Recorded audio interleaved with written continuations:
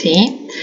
Bien, el factor de compresibilidad habla un poco de que cuando yo ejerzo mucha presión sobre un gas o disminuyo su temperatura, ¿qué ocurre?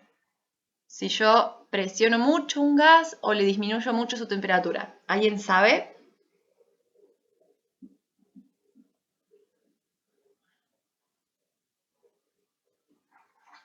Si yo a un gas le disminuyo muchísimo la temperatura o le aumento muchísimo la presión, ¿qué ocurre? ¿Quién me puede decir?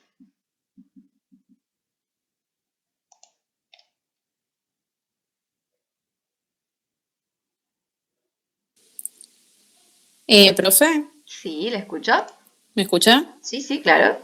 ¿Puedes que pase a estado líquido? Exacto. Hay un cambio del estado de agregación que pasa de gaseoso a líquido. ¿Estamos? Que eso se llama condensación, ¿sí? Entonces, fíjense que en el teórico ustedes tienen esta filmina que muestra a las partículas en estado gaseoso, es decir, bueno, con una gran separación y esto que representa que se mueven, trasladan en todas las direcciones.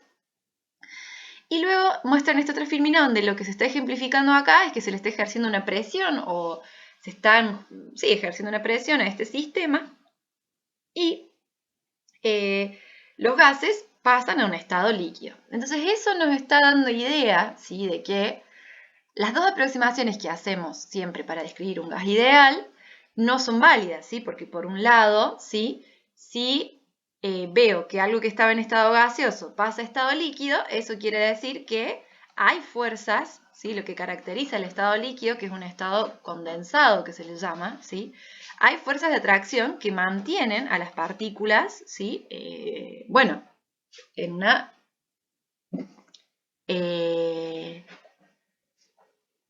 una fase condensada, ¿sí?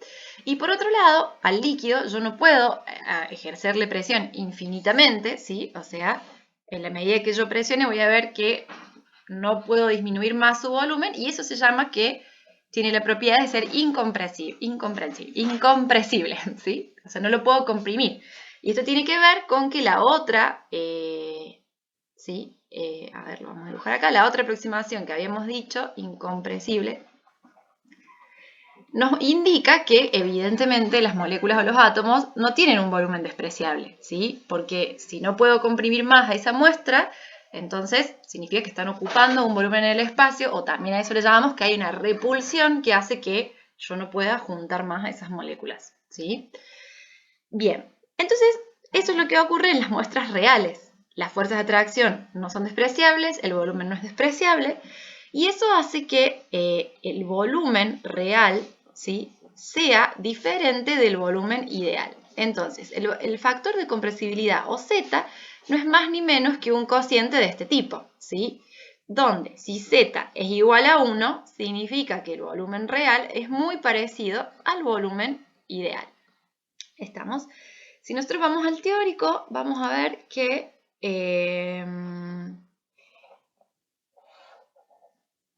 tenemos unos gráficos de Z, que es esto, el cociente de volumen real versus volumen ideal, versus presión, ¿sí?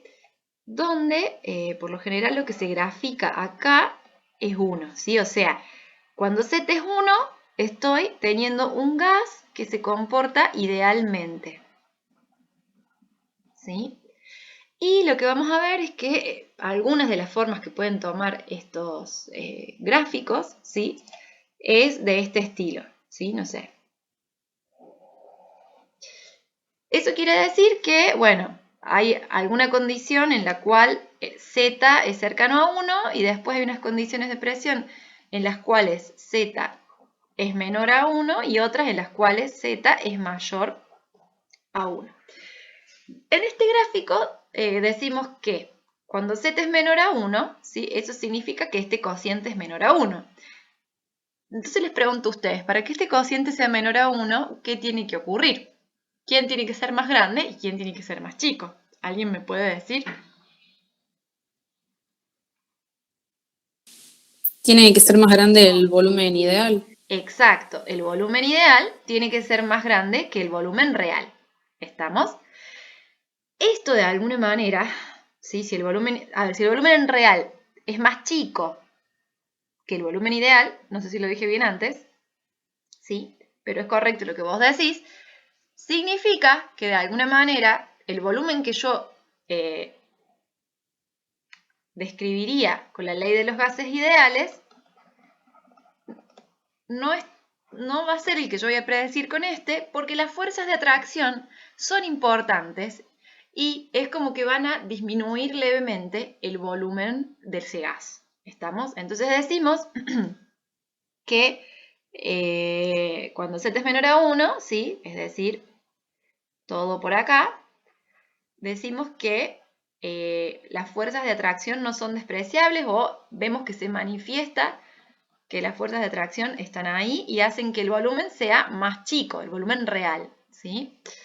Y por otro lado, por supuesto va a ocurrir al revés, cuando z sea mayor a 1, el volumen ideal va a ser menor al volumen real, ¿sí? Y esto se debe a que ahora van a cobrar importancia, o sea, se van a manifestar, ¿sí? Siempre que z sea mayor a 1, las fuerzas de repulsión, ¿sí? Que van a hacer que justamente el volumen real sea un poquito más grande que el volumen que nosotros esperamos, ¿sí? Bien, quiero hacer una aclaración más antes de terminar con esta parte. En el teórico hay un grafiquito que está muy interesante, ¿sí? Que nos muestra, ahora,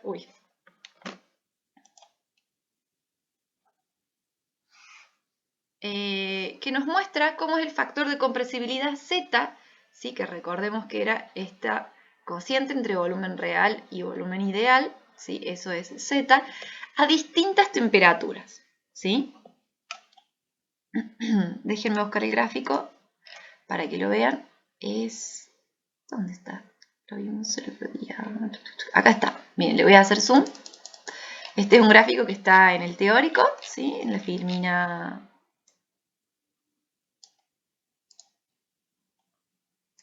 Bien. Y lo que vemos es lo siguiente. A 200 Kelvin tenemos un comportamiento del factor de comprensibilidad de esta manera, ¿sí? A 500 Kelvin es de esta manera, cambia, y a 1000 cambia bastante, ¿sí? Entonces, habíamos dicho que cuando el factor de compresibilidad era 1, teníamos un comportamiento de gas ideal, ¿sí? Entonces vamos a intentar dibujar, vamos a dibujar los extremos, ¿sí? Vamos a dibujar este, que es a 200 Kelvin, y el otro, ¿sí? Que es a 1000 Kelvin. Mirando este gráfico, ¿qué pueden decirme ustedes? ¿Qué pasa cuando se aumenta la temperatura?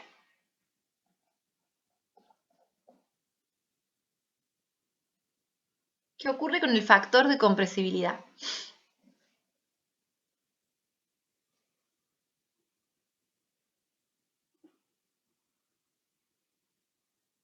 ¿Se modifica? ¿Es igual? ¿En qué cambia? Cuando subo la temperatura de 200 a 1000 Kelvin.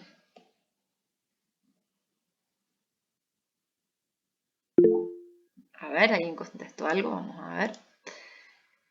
Se acerca al eje de presión. Cuidado, porque acercarse al eje de presión es una expresión muy ambigua. En realidad, ¿qué es esto que habíamos dicho que solíamos dibujar acá en estos gráficos? O bueno, esto es 1, ¿sí? O sea, está bien, se acerca al eje de presión, pero bueno, se puede interpretar de diversas maneras eso. Lo importante es que, bueno, yo no hice la aclaración acá. O a ver, esperen, vamos a rehacer este gráfico.